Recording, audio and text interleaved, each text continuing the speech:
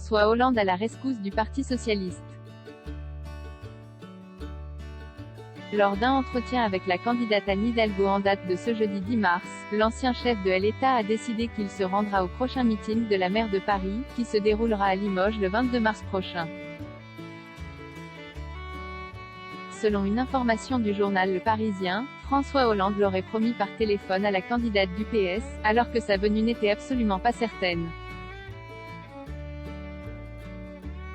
Mais face à l'urgence de la situation, le parti de gauche étant totalement à la ramasse dans les sondages, l'ancien président de la République n'a plus le choix, il se doit de soutenir son ancien parti politique. Cet appui, on ne peut plus symbolique, ne pourra qu'aider Anne Hidalgo, qui ne cesse de chuter dans les intentions de vote des Français pour le premier tour.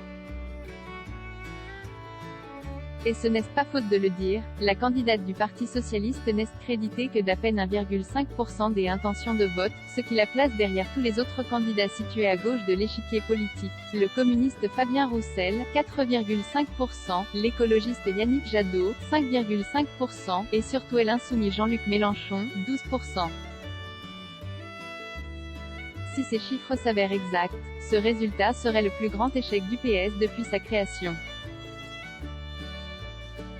François Hollande doit rebooster la campagne d'Anne Hidalgo, mais la présence de François Hollande ne peut que rebooster la campagne de l'actuel maire de Paris, qui est en train de se faire pointer du doigt et lâcher par certains élus en interne.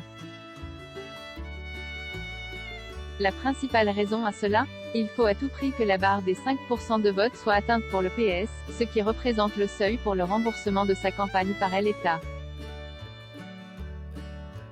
Dans le cas contraire, un naufrage financier du premier parti de gauche, n'est pas à exclure. Déjà aux côtés d'Anne Hidalgo en novembre dernier lors d'un déplacement des Hidalgo en Corrèze, François Hollande va donc faire tout ce qui est en son pouvoir pour donner un regain d'élan à son parti politique, dont certaines personnalités ont décidé de rejoindre les rangs des Emmanuel Macron pour éviter d'être cités dans ce naufrage. Alors qu'un congrès extraordinaire est prévu à la fin de l'année, le PS doit absolument redorer son blason.